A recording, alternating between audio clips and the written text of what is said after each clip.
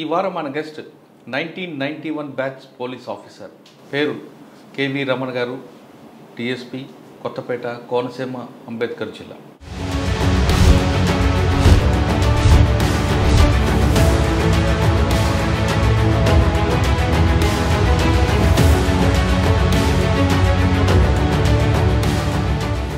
విశాఖపట్నం అనగానే RK beach కానీ, Tenneti park కానీ, ఈ పార్క్ అంతా రోడ్ అంతా కూడా ఇవి టీచింగ్స్ ఉంది. నేను వైజాగ్లో 3 టౌన్లో కూడా చేసినప్పుడు పిల్లలు చాలామంది జంటలుగా వచ్చేయటం, వాళ్ళంతా చాలామంది పాపం స్కూల్కి పంపిస్తే వాళ్ళు స్కూల్కి వెళ్ళకుండా ఎవరెవరితోనో పేరెంట్స్కి హ్యాండ్ ఓవర్ చేశాను. ఒక అఫెన్స్ జరిగిందంటే పలానా సోటుపురం చెప్పుగారు ఇప్పుడు కూడా సేమ్ జరుగుతుంటాయి. ఇప్పుడు క్రిమినల్ ఐడెంటిఫై చేయడం అనేది ఇప్పుడు కొంచెం కష్టతరం, అవునా కాదు? ఇద్దరు అన్నవాడికి మర్డర్ చేశారు కొత్తపేటలో. మర్డర్ జరిగింది, అసలు ఏం క్లూ లేదు. ఉదయం నుంచి ఈవినింగ్ వరకు కంటిన్యూస్గా అక్కడ స్టేట్ అవుట్ వచ్చింది. మనం ఇమీడియట్గా గ్యాంగ్స్ అన్ని పంపించేసాం. మీరున్న టైంలోనే, స్పెషల్ బ్రాంచ్ ఉన్న టైంలోనే బలిమలి ఇష్యూ ఇన్ఫర్మేషన్ ఎక్కడి నుంచి లీక్ అయిందండి? నాకు తెలిసినంత వరకు గ్రేహౌండ్స్ దళాలు మన ఇండియాలో కాదు, ఎంటైర్ వరల్డ్లోనే మంచి దళాలు ఎక్కడా ఉండవు. మన వాళ్ళు ఏంటంటే బోట్లు రెడీ ఉంచమన్నారు. మేమంతా ఇంకా తర్వాత మీకు తెలిసి అప్పుడంతా ఆ బాడీస్ రావడం, బాడీస్ని అంతా ఇక్కడ పోస్ట్ మార్టం. ఇప్పుడు ఏ దళం ఉండి ఎక్కువ మీకు? కాల్కొండ. నేను అక్కడ పాడేరులో ఇన్స్పెక్టర్గా ఉన్నప్పటికీ సడన్గా ఒకరోజు ఫోన్ కాల్ వచ్చింది. అనకాపల్లి అండ్ చోడవరం మావోయిస్టులు అటాక్ చేశారు, బస్సులో వస్తున్నారు, నెక్స్ట్ మీ పాడేరుకి వస్తున్నారని. ఏంటి అసలు అనకాపల్లి అనేది ప్లెయిన్ ఏరియా, పూర్తి టౌన్. అది అసలు ఎక్స్పెక్ట్ చేయం, కానీ ఆల్మోస్ట్ 50-60 మంది మా constable was killed by that. వాళ్ళంతా చంపేసి అక్కడ పాత పెట్టేశారు. సబ్సిక్వెంట్గా ఒక ల్యాక్ కూడా విడిచిపెట్టారు. తర్వాత ఏం రాశారండి అందులో? కాబట్టి ఈయన చంపామని చెప్పేసి రాశారు. Welcome to crime diaries. ఈ వారం మన గెస్ట్ 1991 బ్యాచ్ పోలీస్ ఆఫీసర్ పేరు కేవి రమణ గారు, టీఎస్పీ, కొత్తపేట, కోనసీమ, అంబేద్కర్ జిల్లా. రమణ గారు 1990లో డిపార్ట్మెంట్కి వచ్చినప్పుడు అప్పట్లో ఉన్న నక్సల్స్ మూవ్మెంట్ ఎలాగుండేది, ట్రెడిషనల్ క్రైమ్ ఎలాగుండేది, ప్రస్తుతం ఈ కోనసీమ జిల్లాకు వచ్చిన తర్వాత క్రైమ్ ఏ విధంగా మారింది, ప్రజలకి పోలీసు మధ్యన గ్యాప్ అనేది ఉందా తగ్గిందా అనే అంశాలతో పాటు ఆయన డిపార్ట్మెంట్కి వచ్చిన తర్వాత వాళ్ళ అబ్బాయి కూడా ప్రస్తుతం ఏఎస్పీ పాడేరు, అంటే తండ్రి నడిచిన బాటలో కొడుకు నడుస్తున్నారు. సాధారణంగా పోలీసుల పిల్లలు పోలీసు అవుతారు, కొంతమంది పోలీసు అధికారులు కుటుంబాలకు దూరంగా ఉంటాం కాబట్టి తమ పిల్లలు కూడా డిపార్ట్మెంట్లకు వద్దు అనుకున్న తరుణంలో రమణ గారు తన కొడుకుని ఎందుకు ఇదే డిపార్ట్మెంట్లకి ఇన్వైట్ చేశారు విషయాన్ని ఆయన అడిగి తెలుసుకున్నాను. సార్ నమస్తే అండి. నమస్తే సార్. సాధారణంగా పోలీస్ డిపార్ట్మెంట్లో ఇంటికి దూరంగా ఉండడం, పబ్లిక్ సర్వీస్ చేయడం, రాత్రి పగలు పండగలు పబ్బాలు ఏముండవు. ఇది చూసిన తర్వాత తమ పిల్లలకి మంచి వేరే జాబులు పంపిద్దాం అనుకునే కాలం నడుస్తున్న టైంలో కానీ మీ అబ్బాయిని కూడా మరి తిరిగి మీరు ఇదే డిపార్ట్మెంట్ తీసుకొచ్చి, అంటే ఆయన ఇష్టం అంతా తీసుకొచ్చి ఉంటారు. ఆయన ప్రస్తుతం ఏఎస్పీ పాడేరు ఉన్నారు. అయితే ఆయన సివిల్స్ వచ్చిన తర్వాత రెండోసారి కూడా ఐఏఎస్ వచ్చింది, కానీ సొంత రాష్ట్ర పంచాయతీ ఉత్సాహంతో ఇక్కడే కంటిన్యూ అవుతుంది. ఫస్ట్ మీ డిపార్ట్మెంట్కి రాకముందు మీ యూనిఫామ్ అనేది బై ఛాన్సా బై చాయిస్ వేసుకున్నారని ప్రశ్నకు ముందు మీ అబ్బాయికి ఏఎస్పీ వచ్చింది కాబట్టి మీ ఫీలింగ్స్ ఏంటి, ఆయనకి మీరు ఎలాంటి సూచనలు ఇస్తుంటారు? యాక్చువల్గా మా అబ్బాయి ఇదే డిపార్ట్మెంట్లో ఇదే స్టేట్లో ఐపీఎస్ ఆఫీసర్గా ఉండటం చాలా హ్యాపీగా ఉంది నాకు పర్సనల్గా. బట్ మా అబ్బాయి ఎప్పుడు కూడాను పోలీస్ యూనిఫామ్ వేస్తారని నేను ఎప్పుడు ఇంతకుముందు అనుకోలేదు, అబ్బాయి కూడా అనుకోలేదు. ముందు నుంచి మా పిల్లలకి మంచి ఎడ్యుకేషన్ ఇవ్వాలి అని చెప్పేసి మాత్రం మేమిద్దరం, నా wife is also post graduate, she is house wife, కానీ ఇద్దరం ముందు నుంచి అనుకున్నాం. సార్ మీరు అనుకున్నారు పోస్టింగ్ పోలీస్ డిపార్ట్మెంట్లో మీ పిల్లలకి చదివించాలన్నా మంచి ఒక స్థాయికి తేవాలన్నా మీ అబ్బాయి లాంటి కేస్ స్టడీ తీసుకున్నా మీకన్నా మీ హోమ్ డిపార్ట్మెంట్గా గ్రేట్ వెళ్తుంది, వాస్తవం అంటారా? యాక్చువల్గా తను కూడా 100% పూర్తిగా పిల్లలకి ఎడ్యుకేషన్ మీద చిన్నప్పుడు చాలా కృషి చేయడం, అలాగే చాలా సాక్రిఫైసెస్ కూడా చేసింది తను. ఆల్మోస్ట్ అంటే జనరల్గా మన ఆఫీసర్స్ పిల్లల ఇంట్లోనే టీవీలని ఫోన్స్ అని ఉంటాయి. మా పిల్లలు ఇంటర్మీడియట్ అయ్యే వరకు కూడాను ఇంట్లో టీవీ కూడా తను వేసుకోకుండా పూర్తిగా ఇంట్లో టీవీ అనేది కూడా పూర్తిగా ఎప్పుడు ఈ లేకుండా చేయడం జరిగింది. అన్ని క్యాడర్స్లో నేను చేసినా సరే ఈవెన్ టీవీని కూడా పూర్తిగా ఇంట్లో పెట్టకుండా ఓన్లీ పిల్లల మీద ఎడ్యుకేషన్ మీద దృష్టి పెట్టింది తనకి ఇంక వేరే పనే లేదు కాబట్టి హౌస్ వైఫ్గా ఉంటూ పిల్లల్ని చూసుకుంది. అలాగే నేను కూడా ప్రతిసారి పేరెంట్ టీచర్ మీట్కి వెళ్ళటం, అక్కడ టీచర్స్ ఎట్లా అసలు ఏం పిల్లలు ఎట్లా చదువుతున్నారు అనేది దాని మీద ఫాలోఅప్ చేయడం ఇట్లాంటివి కూడా చేయడం జరిగింది. దాని మీద మీ అబ్బాయి ఒక ఫ్యూచర్లో కోనసీమ జిల్లాలో కానీ లేదా ఇంకొక జిల్లాలో తండ్రి కొడుకులు ఎదురయ్యారు అనుకోండి యూనిఫామ్లో, మీ అబ్బాయికి మీరు సెల్యూట్ చేస్తారా? పోస్ట్ వైజ్ కొడుకు ఒక విధంగా మీకు కొడుకే కానీ ఉద్యోగరీత్యా మీకైనా పెద్ద పోస్ట్లో వస్తారు కదా. ఇద్దరు ఒకే దగ్గర పనిచేయాల్సి వచ్చినప్పుడు అఫీషియల్ డ్యూటీస్లో 100% మనం సెల్యూట్ చేయాల్సి వస్తుంది. బట్ జనరల్గా కలిసినప్పుడు అంత అవసరం రాదు. సెల్యూట్ చేసి పని చేయాల్సి వచ్చింది అనుకోండి, అప్పుడు ఎలా ఉంటుంది మీకు? అఫీషియల్ డ్యూటీస్లో చేయాల్సి వస్తుంది. ఫస్ట్ విష్ చేయాల్సి వచ్చినప్పుడు కంపల్సరీగా వస్తుంది. ప్రజెంట్ అబ్బాయి ఇప్పుడు ఏఎస్ఆర్ డిస్ట్రిక్ట్లో ఎడిషనల్ ఎస్పీగా ఉంటున్నారు. అంటే ప్రమోషన్ వచ్చింది, ఒక ప్రమోషన్ వచ్చింది ఏఎస్పీ తర్వాత. మోస్ట్ ప్రాబ్లీ అదర్ స్టేట్లో అయితే వీళ్ళందరికీ జిల్లాల ఎస్పీలు ఇస్తారు. బట్ మన స్టేట్లో ఈ క్యాడర్లో ఎడిషనల్ ఎస్పీ క్యాడర్లో ఉంచుతున్నారు. అంటే మీకు 4 సంవత్సరాలు సర్వీస్ ఉంది, ఇద్దరు కలిసి పనిచేసే అవకాశం వచ్చినప్పుడు సెల్యూట్ చేసి ఆయనతో పనిచేస్తే ఒక ప్రౌడ్గా ఫీల్ అవుతారా? చెట్ నాకు నా కొడుక్కి నేను సెల్యూట్ చేసి ఆయనకి రిపోర్ట్ చేయాలని అనుకుంటారా? అలాగేం లేదండి, అది చూద్దాం అది ఎట్లా వస్తుంది అనేది. బట్ దాని మీద ఇది ప్రొడిక్షన్స్ ఏం లేవు. యాక్చువల్గా అబ్బాయి ఐఐటికి సెలెక్ట్ అవ్వడం జరిగింది. సెలెక్ట్ అయిన తర్వాత నేను అప్పుడు చెప్పాను యాక్చువల్గా ఐఐటిలోని ఢిల్లీ ఐఐటి కూడా వచ్చింది computer science, and Chennai IIT మన సౌత్ ఇండియాలో ఉంటుంది. అప్పుడు నాకు అనిపించింది సరే జనరల్గా ఈ ఐఐటి చేసి ఢిల్లీ వెళ్తే అక్కడ సివిల్స్ కోచింగ్ వెళ్ళొచ్చు అని చెప్పాడు. బట్ ఎప్పుడు కూడా నేను అసలు సివిల్స్ వైపు కానీ గవర్నమెంట్ జాబ్స్ కానీ చేయనని చెప్పాడు అప్పుడు. యాక్చువల్గా ఓన్లీ నేను కంప్యూటర్ సైన్స్ ఐఐటీలో కంప్యూటర్ సైన్స్ చేశాడు, ఐఐటీలోనే చెన్నైలోనే. నాదంతా వేరే ఫీల్డ్ నాదని చెప్పాడు. అది అయిన తర్వాత కంప్యూటర్ సైన్స్ అయిన తర్వాత జాబ్ కూడా చేశాడు, ఒక 1 year అని చేశాడు. చేసిన తర్వాత సడన్గా ఒకరోజు నాకు ఫోన్ చేసి నేను జాబ్ మానేస్తున్నానని చెప్పాడు. సరే ఎందుకు మానేస్తున్నావు అంటే సరే ఇది ఎందుకో నాకు పెద్దగా సాటిస్ఫాక్షన్ లేదు అని ఏదో చెప్పాడు. చెప్పిన తర్వాత మరి ఏం చేస్తామంటే సివిల్స్ అంటే అప్పుడు సరే ఢిల్లీ వెళ్ళిపోతే కోచింగ్ అంటే లేదు కోచింగ్ అవసరం లేదు అని ఇంటి దగ్గర కూర్చునే చదివాడు. ఫస్ట్ అటెంప్ట్లోనే యాక్చువల్గా ప్రిలిమ్స్ ఫస్ట్ అంటే ఇమీడియట్ వచ్చిన వెంటనే ప్రిలిమ్స్ రాశాడు, అది త్రూ అవ్వలేదు. నెక్స్ట్ అటెంప్ట్లో ఐపీఎస్ వచ్చింది. ఆ నెక్స్ట్ 21లోనే ఐఏఎస్ కూడా వచ్చింది. బట్ అదర్ స్టేట్ రావడం వలన ఎందుకో మేమెవరూ ఫోర్స్ చేయలేదు, లేకపోతే ఐపీఎస్లో ఉండమని కానీ ఫ్యామిలీ తరపు నుంచి నేను కానీ నా వైఫ్ కానీ ఎప్పుడు చెప్పలేదు. తనే డిసైడ్ చేసుకున్నాడు, తన ఇష్టం, ఎక్కడున్నా హ్యాపీగా ఉండటం అనేది అని చెప్పాము తప్పించి మొదటి నుంచి కొంచెం బాగా పెరగాలి, మంచి బుద్ధులతో పెరగాలనే ఉద్దేశంతో ఉండడం తప్పించి అదర్వైజ్ మేము వేరే సలహాలు ఏమి ఉండదు. స్పోర్ట్స్లో పెట్టాం యాక్చువల్గా.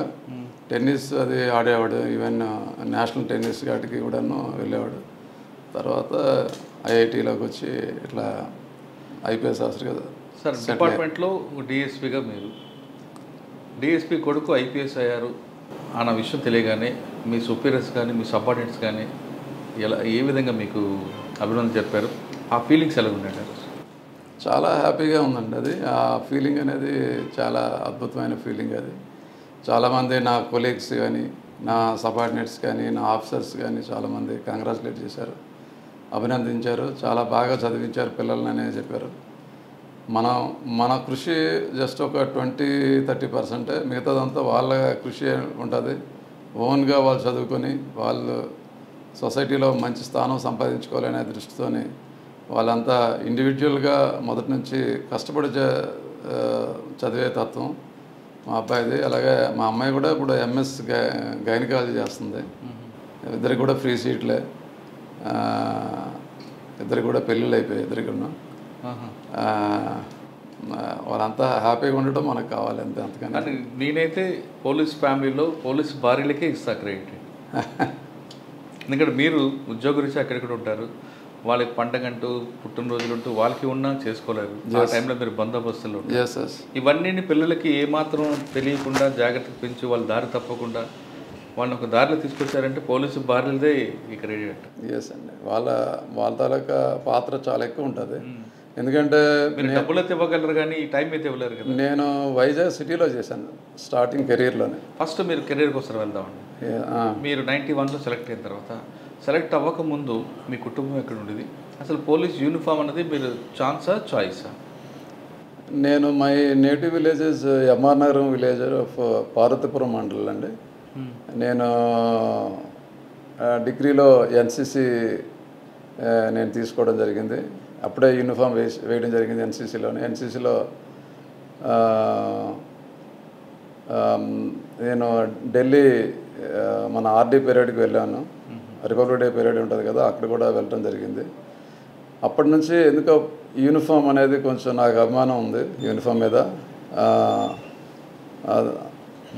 అప్పటి నుంచి సరే ఒక పోలీస్ ఆఫీసర్ అవుదాం అనే ఒక ఐడియా ఉంది. సబ్సిక్వెంట్గా నేను యూనివర్సిటీలో పోస్ట్ గ్రాడ్యుయేషన్ అయిన తర్వాత గ్రూప్ 1 ఇవన్నీ రాస్తున్నాం. అప్పుడే సబ్ ఇన్స్పెక్టర్ ఎగ్జామ్ కూడా పడింది. దానిపైన సబ్ ఇన్స్పెక్టర్గా సెలెక్ట్ అవ్వడం జరిగింది 1991లోనే. ట్రైనింగ్ హైదరాబాద్లో ట్రైనింగ్ బ్యాచ్లో కూడాను. ట్రైనింగ్లో నా అచీవ్మెంట్స్ ఏంటంటే నేను ఎంటైర్ బ్యాచ్ టాపర్ని. Best in indoor and best all rounder నాకే వచ్చింది. అంటే సీఎం స్పెషల్ అప్పుడు సీఎం గారు నాకు పర్సనల్ బెస్ట్లో ప్రజెంట్ చేశారు. అలాగే హోమ్ మినిస్టర్ బ్యాట్ని కూడా నాకు రావడం జరిగింది. ఎంటైర్ ఆల్ సబ్జెక్ట్స్లో హైయెస్ట్ మార్క్స్ స్కోర్ చేయడం జరిగింది 91లో. అప్పుడు ఎవరు సీఎం అండి? అప్పుడు జనార్దన్ రెడ్డి గారు సీఎం గారు, హోమ్ మినిస్టర్ గారు మైసూరావు రెడ్డి గారు. వారి ద్వారా నేను పిస్టల్ అండ్ హోమ్ మినిస్టర్ బ్యాట్ని ఇద్దరు కూడా అటెండ్ అయ్యారు. మా ట్రైనింగ్ పాసింగ్ అవుట్ పీరియడ్కి ఇద్దరు అటెండ్ అయ్యారు. ఇద్దరు చేతుల ద్వారా మా అప్పుడు తీసుకోవడం జరిగింది. ఓకే, ఫస్ట్ పోస్టింగ్ ఇక్కడ వచ్చాను నేను. సబ్సిక్వెంట్గా పోస్టింగ్ అలర్ట్ నాకు విశాఖపట్నం సిటీ. అప్పుడు ఎంవి కృష్ణారావు గారు కమిషనర్ ఆఫ్ పోలీస్. ఆయన మా కమిషనర్ గారు. ఫస్ట్ కమిషనర్ మాకు ఫస్ట్ కమిషనర్ ఆయన. అప్పుడు అంతకుముందు ఆయన మాకు డిఐజీ గారు మా సెలక్షన్కి మాకు సెలక్షన్స్ అవుతాయి కదా, ఎస్ఐ సెలక్షన్స్ మామూలుగా నేను దానికి ఆయన డిఐజీ గారు. అది అయిన తర్వాత ఆయన మా కమిషనరు. నాకు ఫస్ట్నే పోస్టింగ్, నాకు ఇంపార్టెంట్ పోస్టింగ్ ఆయన 2 town law and order posting ఇచ్చారు వైజాగ్ సిటీలో. నేను అక్కడ యూనివర్సిటీలో చదువుకున్నాను. యాక్చువల్గా మాకు వైజాగ్లో పనిచేయడం అనేది చాలా హ్యాపీగా అనిపించింది అన్నమాట. ఎక్కడే చదువుకున్నాం. My native place is Vizianagaram district. అప్పుడు జస్ట్ ఆ వైజాగ్లో ఉండడం అనేది హ్యాపీగా ఉంది. నేను అక్కడ క్వార్టర్స్లో ఉండాను. పిల్లలు కూడా క్వార్టర్స్లో ఉండి స్కూలింగ్ అక్కడ పిల్లలంతా అక్కడ వైజాగ్ టింపని స్కూల్. ఫస్ట్ పోస్టింగ్లో మీకు మెయిన్ ఛాలెంజ్ ఏమొచ్చు? అందుకు మీరు పనిచేసి చదువుకునే ఏరియాలోనే ఎస్ఐ. ఏవైనా ప్రౌడ్నెస్ ఉంటుంది, కొంచెం లిటిగేషన్ కూడా కనిపిస్తుంటుంది. అక్కడ ఆ రెండింటిని బ్యాలెన్స్ చేసుకుంటూ ఎలా సర్వీస్ చేస్తారు? ఒకటి, 2 ఎంవి కృష్ణారావు గారు నేను నేర్చుకున్నాను. ఎంవి కృష్ణారావు గారు నిజంగా ఆయన ఒక ఎన్సైక్లోపీడియా లాంటి వాళ్ళు. ఆయన ఏ సబ్జెక్ట్ అయినా సరే ఆయన మాట్లాడితే అందులో క్షుణ్ణంగా తెలిసిన ఆయన. ప్రపంచంలోని ప్రతి సబ్జెక్ట్ ఆయన బహుశా ఒరేషియస్ రీడర్ అనుకుంటాను. ప్రతి సబ్జెక్ట్ గురించి కూడా ఆయన చాలా గొప్పగా చెప్పేవాళ్ళు. తర్వాత మాతో చాలా సర్కాస్టిక్గా మాట్లాడేవాడు ఆయన. మమ్మల్ని చాలా విచిత్రంగా, అంటే మేమందరూ అప్పుడు పిల్లలం కదా, అప్పుడు మాట్లాడేవాళ్ళు. ఆయన దగ్గర అప్పుడు అసలు మాకు చాలా ధైర్యంగా ఉండేది. అప్పుడు పోలీసింగ్ కూడాను మాకు ఏది భయం ఉండేది కాదు. మేము ఏది చేసినా అంటే ఏదైనా ఆయన మీరు ఏదైనా చేయండి, లాఠీ చార్జ్ చేయండి, లేకపోతే ఫైరింగ్ చేయండి, నేను మీకు అన్నీ ఇచ్చేస్తాను, మీరు కంట్రోల్ చేయండి అనే టైప్లో ఉండేవాళ్ళు. సిటీలో పోస్టింగ్ కాబట్టి ఎప్పుడు కూడాను మేము మార్నింగ్ 7కి వెళ్తే ఇంటికి ఎప్పుడో 12 గంటలకే వెళ్ళేవాళ్ళం నైట్. అంటే ఎప్పుడు కూడాను బిజీగా ఉండేది సిటీలోని. మీకు ఐడియా ఉంటుంది, వైజాగ్ సిటీలోని 2 town 3 town law and order ఇవన్నీ చేశాను నేను. హెవీ పోలీస్ స్టేషన్స్ అవన్నీ కూడాను. చాలా క్రైమ్ వర్క్ చాలా ఎక్కువ ఉంటుంది. అప్పుడు మాకు వర్షం కమిషనర్ డిటి నాయక్ గారు చేశాను. దుర్గాప్రసాద్ గారి ద్వారా, ఏకే ఖాన్ గారి ద్వారా, ఆర్పి మేనా గారి ద్వారా, వీళ్ళందరూ మాకు కమిషనర్లు. వీళ్ళంతా సర్వీస్లో ఎస్ఐస్గా చేయడం జరిగింది. ఎస్ఐ సర్వీస్ అంతా వైజాగ్ సిటీ. ఓకే, అక్కడ ప్రమోషన్ ఫస్ట్ చెప్పండి ఒకటి మంచి కేసు. ఎస్ఐగా చేసినప్పుడు లాండ్ ఆర్డర్ కేసులు జరిగాయి. బట్ ఇంపార్టెంట్ ఒక 2 క్రిమినల్ గ్యాంగ్స్ పట్టుకున్నాం. స్టోటపురం criminal gang Chinnapoothala Madhu and Munga Sudhakar అని, వాళ్ళు they have committed 87 robberies and dacoities మొత్తం ఎంటైర్ స్టేట్లోనే. మా వైజాగ్ సిటీలోనే ఒక 30 అఫెన్సులు చేశారు. వాళ్ళు ఏంటంటే హౌస్లో ఉంటుండగానే మంచి పాష్ లొకాలిటీలో ఉన్న హౌస్ సెలెక్ట్ చేసుకొని అందులో ఇన్మేట్స్ ప్రజెన్స్ ఉంటేనే వాళ్ళు అఫెన్స్ చేస్తారు. ఎందుకో అంటే వాళ్ళ ఇన్మేట్స్ ప్రజెన్స్ ఉంటే గోల్డ్ అండ్ క్యాష్ అంతా ఉంచుతారండి. అదే వాళ్ళు వెళ్ళిపోతే అందరు తీసుకుపోతారని వీళ్ళ మైండ్. అందువల్ల వీళ్ళు ఏంటంటే చాలా వైలెంట్గా చేస్తారు అఫెన్స్లన్నీ. They are Stuartpuram criminals. గ్రిల్స్ని కూడాను బెండ్ చేసి లోపల దూరి ఇంట్లో వాళ్ళకి మొత్తం కట్టేసి అవసరమైతే కొంచెం కొట్టడం గట్టి చేస్తారు. లేదా ఏదైనా కత్తి ఉంటే కత్తితో బెదిరిస్తారు. అంటే వాళ్ళు ప్యానిక్ అవ్వడానికి ఏదో చేస్తారు కదా, అదే కొడతారు, లేదంటే చిన్న కత్తితో పొడుస్తారు. ఇట్లాంటివి 30 అఫెన్స్లో జరిగాయి వైజాగ్ సిటీలో. వెరీ సెన్సేషనల్గా అయిపోయింది మొత్తం. అప్పుడు మేమంతా క్రైమ్ పార్టీస్లో క్రైమ్ ఎస్ఐగా ఉండేవాళ్ళం. ఉన్నప్పుడు మాకు అప్పుడు మా ఇన్స్పెక్టర్ గారు మొత్తం టీమ్స్ అన్నీ వేసి అప్పుడు నేను 2 టౌన్లో ఉంటుండగానే అప్పుడు ఆ గ్యాంగ్ని పట్టుకోవడం జరిగింది. పట్టుకున్న తర్వాత వారందరినీ కూడా టోటల్ ఆ ప్రాపర్టీస్ మావే కాకుండా ఎంటైర్ స్టేట్లో ప్రాపర్టీస్ అన్నీ కూడా రికవర్ చేయడం జరిగింది. వారిని తర్వాత సబ్సిక్వెంట్గా కోర్టులో మా ఇన్స్పెక్టర్ గారు అరెస్ట్ చేయడం జరిగింది. మేమంతా ఆ దీంట్లో పార్టిసిపేషన్ మొత్తం ఉన్నదన్నమాట. అది మెయిన్. అలాగే రెండవది ఏంటంటే ఒరిస్సా క్రిమినల్ గ్యాంగ్ ఇక్కడ లాడ్జ్లో ఉండి వైజాగ్లో ఉండి వాళ్ళు ఇక్కడ మాకు అఫెన్సులు చేస్తున్నారు. MIP colony area. నేను ఇంకొక ఎస్ఐ గారు నైట్ ఫిజికల్గా అంటే మన బీట్ కానిస్టేబుల్స్ లాగే మొత్తం అక్కడ లర్కింగ్ బీట్స్ అని అంటారు. మీకు ఐడియా ఉందా? లర్కింగ్ అంటే మనం దాక్కోవడం అన్నమాట. ఎక్కడైతే ఎక్కువ అఫెన్స్లు అవుతున్నాయి అక్కడ దాక్కుని ఉంటే ఒకడు జంప్ చేశాడు. మేము వెంటనే వెళ్ళి ఇద్దరం మొత్తానికి వెంటనే అలర్ట్ చేసి మొత్తం ఆడిని పట్టుకున్నాం. పట్టుకుంటే వాడు మొత్తం ఎక్కడెక్కడ ఉన్నారంటే మిగతా అందరూ లాడ్జ్లో ఉన్నారు. ఆ గ్యాంగ్ని పట్టుకొని ఒరిస్సా వెళ్ళి మొత్తం ఒక టీం అంతా వెళ్ళాం. అప్పుడు ఒక 15 మంది టీం. మా ఇన్స్పెక్టర్ గారు మొత్తం ఒరిస్సాలో ఆల్మోస్ట్ ఒక 15 days to 20 days ఉండి ఒక 2.5 kg గోల్డ్ రికవర్ చేసి మన వైజాగ్లో ఉన్న ప్రాపర్టీ క్రైమ్స్ అన్ని కూడా డిటెక్ట్ చేసి. ఇది కాకుండా లాండ్ ఆర్డర్ చెప్పండి. ఎందుకంటే విశాఖపట్నం అని కానీ ఆర్కే బీచ్ కానీ చెన్నైటి పార్క్ కానీ ఈ పార్క్ అంతా రోడ్ అంతా కూడా ఇవి టీచింగ్ ఉండే. అవును. అక్కడ ఏంటంటే మా టైంలోనే నేను వైజాగ్లో 3 టౌన్లో కూడా చేసినప్పుడు ఈ పిల్లలు చాలామంది జంటలుగా వచ్చేసి ఎక్కువగా అక్కడికి వచ్చేయటం.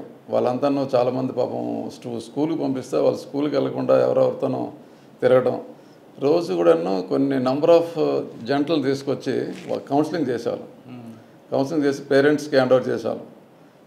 అలాగే ఈవ్ టీచింగ్ గురించి మేము అక్కడ డెకా ఆపరేషన్స్ మ్యాక్సిమం అక్కడ ఉమెన్ కానిస్టేబుల్స్తో ఎక్కువ డెకా ఆపరేషన్స్ పెట్టుకొని నేను చేసేది కూడా మెయిన్ ఏరియా జంక్షన్స్. మీకు 2 టౌన్ 3 టౌన్ అంటే వైజాగ్ సిటీలో ఉన్న మెయిన్ ఏరియా అంతా ఆ ఏరియా అంతా చేయడం జరిగింది. అప్పుడు మోరావు అప్పుడు సబ్ ఇన్స్పెక్టర్లే చాలా పవర్ఫుల్. అప్పటికి అసలు ఇన్స్పెక్టర్లు ఏసీపీలు అంటే వాళ్ళంత అంత యాక్టివ్గా అవసరం లేదు. అప్పుడు సబ్ ఇన్స్పెక్టర్సే చాలా ఈ పనులన్నీ చేసేవాళ్ళు.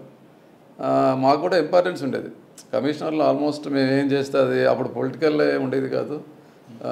ఆల్మోస్ట్ మనం ఏం చేసినా సరే ల్యాండ్ ఆర్డర్ కంట్రోల్ చేయాలనే దృష్టితోని కూడా అప్పుడు చేసేవాళ్ళు.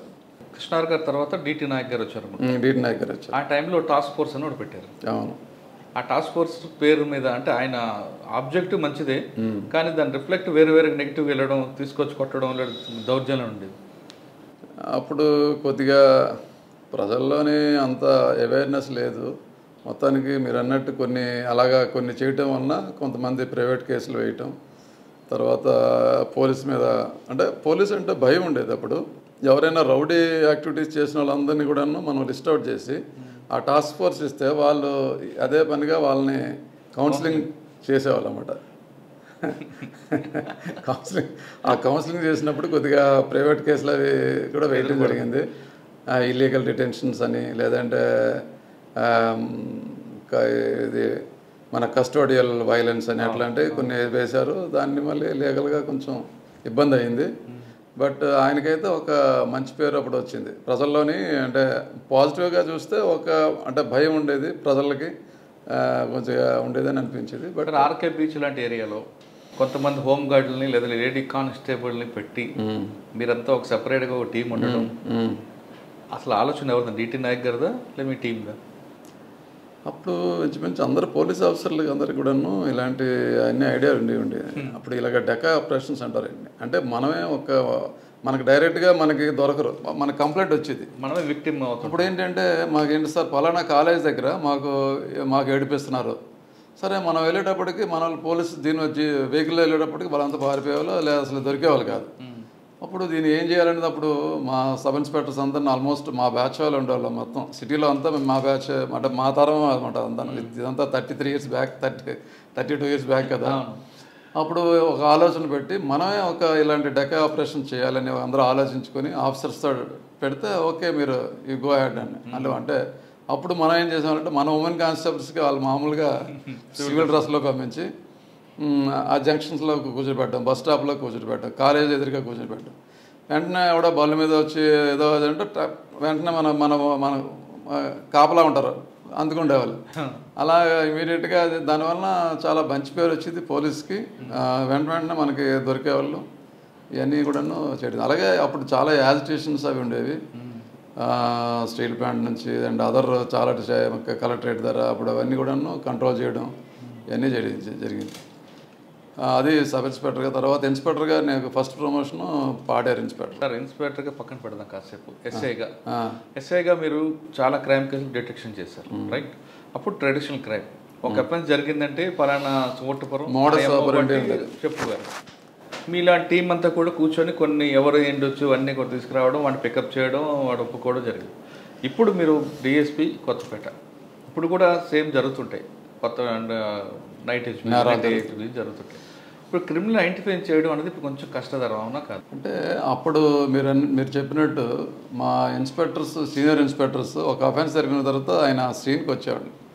సీన్కి వస్తే చెప్పేవాళ్ళు అన్నమాట, ఆ సీన్ ఆఫ్ అఫెన్స్ని బట్టి వాడు చేసే నేరాన్ని బట్టి ఫలానా గ్యాంగ్ చేసేది, ఫలానా వాడు చేసేవాడు అని ఆయన చెప్పేసేవాడు. అంటే వితౌట్ ఎనీ టెక్నికల్ నాలెడ్జ్ లేదు, అప్పుడు ఫింగర్ ప్రింట్స్లు లేవు, ఏమీ లేవు. అయినా సరే ఆయన చూసిన వెంటనే చెప్పేసేవాడు. అంటే వాడు అదే మోడస్ ఆపరెండి అంటారు కదా, ఆ మోడస్ ఆపరెండిని బట్టి ఇది వీడు చేస్తున్నాడు అనేది ఆయన ఫిక్స్ చేసేవాడు. అప్పుడు మనం వాళ్ళు వెళ్ళి ఆ గ్యాంగ్ని పట్టుకోవడం జరిగేది. అది రాను ఏమైందంటే ఎవరికి ఒక సపరేట్ మోడస్ ఆపరెంట్ ఏం లేదు, రకరకాల నేరాలు, రకరకాల వాడు ఏంటి మోటార్ సైకిల్ తీసినవాడు హౌస్ బ్రేకింగ్ చేసేస్తున్నాడు, వాడు స్నాచింగ్ చేసేస్తున్నాడు, ఇంకా అవసరమైతే రాబరీలో ఇన్వాల్వ్ అయిపోతున్నాడు, లేకపోతే మర్డర్ చేస్తున్నాడు. అంటే ఒక మోడస్ ఆపరెండికి ఆడు ఆగట్లేదు. వాడు ఏంటంటే వాడు ఈజీ మనీ వస్తే చాలు ఏదైనా చేస్తాడనే స్టేజ్కి వచ్చేసారు. ఇప్పుడు మ్యాక్సిమం ఆ స్టేజ్కి రావడం వల్ల ఏంటంటే ఇప్పుడు మనకేంటంటే ఎప్పుడైనా టెక్నికల్ ఎవిడెన్స్ అనేది కూడా చాలా బాగా మనకు ఉపయోగపడుతుంది. మేము చాలా కేసుల్లో ఇక్కడ మనకు ఈవెన్ కోనసీమలో కూడాను చాలామంది ప్రాపర్టీ గ్యాంగులు పట్టుకున్నాం, ప్రాపర్టీ అఫెన్స్లు చేసేవాళ్ళని మ్యాక్సిమం ఫింగర్ ప్రింట్స్ ద్వారా చేసాం. ఫింగర్ ప్రింట్స్ మాకు ఇక్కడ మంచి ఫింగర్ ప్రింట్ టీమ్ ఉంది, క్లూస్ టీము. చాలా తరోగా ఛాన్స్ ప్రింట్స్ డెవలప్ చేయడం, ఇది ఫలానావాడు చేస్తాడు అనేది ఐడెంటిఫై చేయడం, మళ్ళీ వాడిని పట్టుకోవడం. ఇన్ఫ్యాక్ట్ మాకు యాక్చువల్గా ఒక మర్డర్ అయింది, ఒక ఇజ్రా మర్డర్, ఒక ఇజ్రా అనేవాడికి మర్డర్ చేశారు. అసలు క్లూ లేదు. కొత్తపేట అంటే ఇక్కడ మనకి జొన్నడ దగ్గర ఆలమూరు పిఎస్ లిమిట్స్, అది కూడా మాదే. మర్డర్ జరిగింది, అసలు ఏం క్లూ లేదు, ఎలా జరిగింది, వాడు ఎలా చంపారని ఏం తెలియదు. మా క్లూస్ టీమ్ మేమంతా కూడా ఎంటైర్ డే మొత్తం అక్కడ ఒక కాలువలో పడేశారు, మొత్తం మర్డర్ చేసేసి చంపేసి పడేశారు. వీడు ఈ ఇజ్రా వెంటనే ఐడెంటిఫై అవ్వలేదు, తర్వాత కొద్దిసేపటి తర్వాత ఐడెంటిఫై చేసాం. అసలు ఏ క్లూ లేదు, వీడు ఎలా చచ్చిపడినది లేదు. మొత్తం ఉదయం నుంచి ఈవినింగ్ వరకు కంటిన్యూస్గా అక్కడ మొత్తం సెర్చ్ చేసుకుంటూ చేస్తే కొన్ని బీర్ బాటిల్స్ దొరికాయి. ఆ బీర్ బాటిల్స్ మీద మనం ఛాన్స్ ప్రింట్స్ డెవలప్ చేయడం జరిగింది. అందులో ఒక ప్రింట్ ఒక క్రిమినల్ గాడిది ఐడెంటిఫై అయింది. అట్లా అంటే ఒక రోజంతా చేయడం వలన మనకు ఆ సింపుల్ అసలు అదొక్క దాని వలన దాన్ని పట్టుకోవడం జరిగింది. ఆ తర్వాత వాడిని సబ్సిక్వెంట్గా క్రిమినల్ పట్టుకున్నాం. ఈజ్ ఎ నోటోరియస్ క్రిమినల్, ఆడ ఆడ తర్వాత చాలా కాలం జైల్లో వేసాం. అది చాలా ఇంపార్టెంట్ కేసు. అలాగే నేను అనకాపల్లి డిఎస్పీగా ఉన్నప్పుడు ఒక బ్యాంక్ దొంగతనం జరిగింది. అంటే విశాఖ గ్రామీణ బ్యాంక్లోని ఒక నైట్ మొత్తం ఈ గ్యాస్ కట్టర్స్తోని సేఫ్ ఐరన్ సేఫ్ టోటల్ అంతా మొత్తం కట్ చేసేసి అందులోంచి గోల్డ్ మొత్తం తీసుకుపోయారు. మాకు చాలా కొత్తగా అప్పుడు అఫెన్స్. అసలు మన ఐరన్ సేఫ్లు జనరల్గా బ్యాంక్స్లోనే అంత పోవడం అనేది మనం చాలా రేర్గా చూస్తాం. అది లోకల్ గ్యాంగ్ కాదు. లోకల్ గ్యాంగ్ ఎవడు చేయలేడు. ఐరన్ సేఫ్ ఉన్న దాన్ని బ్రేక్ చేయడం ఇంపాసిబుల్. ఆ రోజు సాటర్డే సండే 2 days సెలవు అవడం వల్ల మండే మార్నింగ్ వచ్చేటప్పటికి మనం ఐడెంటిఫై చేసాం. మేము అప్పుడు మా ఎస్పీ గారు ఉన్నారు, నేను అక్కడ డిఎస్పీ, మా సిఏ గారు అందరూ వెళ్ళిన తర్వాత క్లూస్ టీమ్ మొత్తం చేస్తే అప్పుడే మనకంటే ఈ ఫింగర్ ప్రింట్స్ ఎంత మనకు ఉపయోగపడుతుంది అనేది దాని మీద ఇమీడియట్గా వాడిని ట్రేస్ చేయడం జరిగింది. ఒక finger print Karnataka state out వచ్చింది, నాట్ ఇక్కడ మన కాదు, స్టేట్ అవుట్ వచ్చింది. మనం ఇమీడియట్గా గ్యాంగ్స్ అన్ని పంపించేసాం. వెంటనే అక్కడ వాడిని పట్టుకున్న తర్వాత వాడు నెక్స్ట్ మహారాష్ట్రలో ఉన్నారు మిగతా గ్యాంగ్ అంటే మొత్తం క్యాచ్ చేసి అప్పుడు 3 kg గోల్డ్ రికవర్ చేసాం. వాడు ఎంత దూరం ఎందుకు వచ్చాడండి? వాడు కర్ణాటక వాడు మహారాష్ట్ర వాడు కలిసి ఒక గ్యాంగ్గా ఏర్పడి ఒరిస్సా నుంచి మన వచ్చి అక్కడ రాజమండ్రిలో గ్యాస్ సిలిండర్స్ మన కొని అవి తీసుకువెళ్ళి అక్కడ వాటితోని గ్యాస్ కట్ చేసి ఈ అఫెన్స్ చేశాడు. ఇలా మీరు అప్పుడులో ఉన్న కష్టం ఇప్పుడు లేదంటారు? లేదని కాదు, మనకి ఇప్పుడు అసలు ఆ ఫింగర్ ప్రింట్ కానీ ట్రేస్ అవ్వకపోతే మనకి అసలు ఏవి క్లూ ఉండదు కదా. కానీ ఆ గతంలో ఒక సామాజిక వర్గం వాళ్ళే ఈ నేరం చేస్తారని ముద్రపడింది. ఇప్పుడు అన్ని సామాజిక వర్గాలు చేస్తున్నాయి. అది కూడా ఏం ప్రాబ్లం అవుతుందా మీకు? ఇప్పుడు సామాజిక వర్గాలతో లేదు, ఇప్పుడు అందరూ చేస్తున్నారు. ఎవరు అనేది లేదు. క్రిమినల్స్ మ్యాక్సిమం మనకి ఐడెంటిఫై చేసినప్పుడు జనరల్గా ఏం చేస్తున్నామంటే ఒక లిస్ట్ అవుట్ చేసుకుంటున్నాం. ఒక నేరం చేసిన తర్వాత లిస్ట్ అవుట్ చేసుకుంటున్నాం. చుట్టుపక్కల ఎవరెవరు చేస్తున్నారు అనేది అన్నీ చూస్తున్నాం.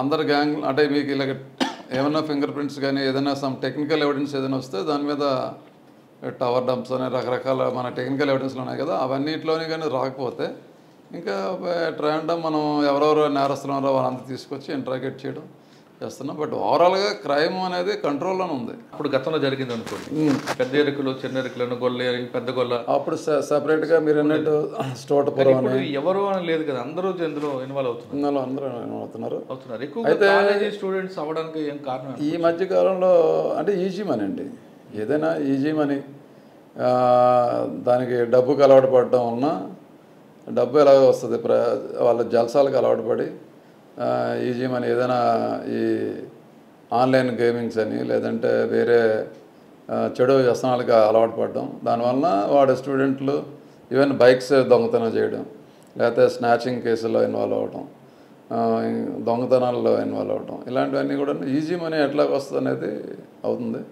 బట్ మనం ఈ మధ్యకాలంలో చూసింది ఏంటంటే మన స్టేట్లోని గ్యాంగ్ ఆపరేషన్స్ అన్నీ తగ్గాయి. మేము ఇప్పటికీ మేము అప్పుడు మొదట ఎస్ఎస్గా ఉన్నప్పుడు మేము చూసేది ఏంటంటే, ఇప్పుడు మీకు స్టోటపురం క్రిమినల్స్ చెప్తాం, అలా కాకుండా పెద్ద బండరాలతోని మొత్తం తలుపుల్లోని ఇరక్కొట్టి లోపలికి వచ్చి బీభత్సం చేసి ఈవెన్ బాంబ్స్ కూడా వేసి నేరాలు చేసేవాళ్ళు. అలా గ్యాంగ్స్ టైప్లో చేసేవాళ్ళు. ఆ gang type of operations almost control అయింది. ఇన్స్పెక్టర్గా వచ్చారు. ఇన్స్పెక్టర్గా ఫస్ట్ పోస్టింగ్ ఇన్స్పెక్టర్గా పాడేరు సిఐ.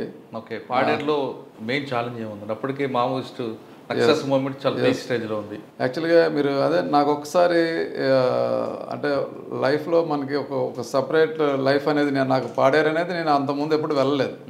నేను అంతా సిటీలోనే మొత్తం ఉండేవాడిని, వైజాగ్ సిటీలో. ఈవెన్ ఆ దాటి ఎప్పుడు ఆ పాడేరు అనేది ఎప్పుడు చూడలేదు.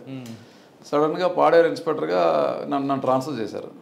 నా ఫ్యామిలీ వైజాగ్లోనే పెట్టాను. అప్పుడు మా బాబు 2nd class, ధీరస్ ఈజ్ 2nd class ఫ్యామిలీ ఉండేది. బట్ ఎప్పుడైనా వాళ్ళు వీకెండ్స్ అట్లా ఎప్పుడైనా వచ్చేవాళ్ళు.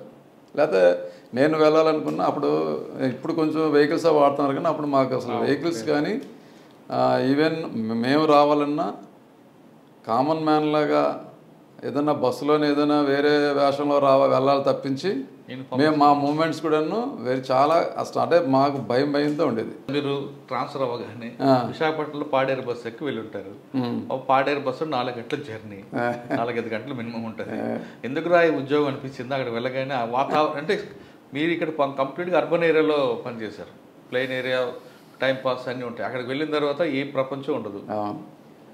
కానీ ఒకటేంటంటే ఆ అట్మాస్ఫియర్ అడగ మీరు ఎంజాయ్ చేస్తారు. ఒకటేంటంటే నేను చాలామందికి చెప్పాను, ఇక్కడ life is very busy life Vizag సిటీలోనే.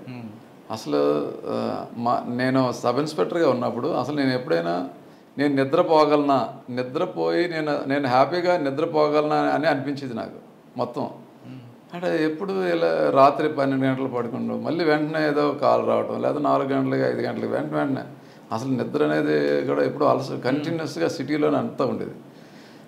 ఈ వన్స్ మనం పాడేరుకు వెళ్ళేటప్పటికి ఏంటంటే ఎక్సెప్ట్ దిస్ ఈ మావోయిస్ట్ ఇవన్నీ ఉండేవి తప్పించి మనకి ప్రశాంతమైన వాతావరణం.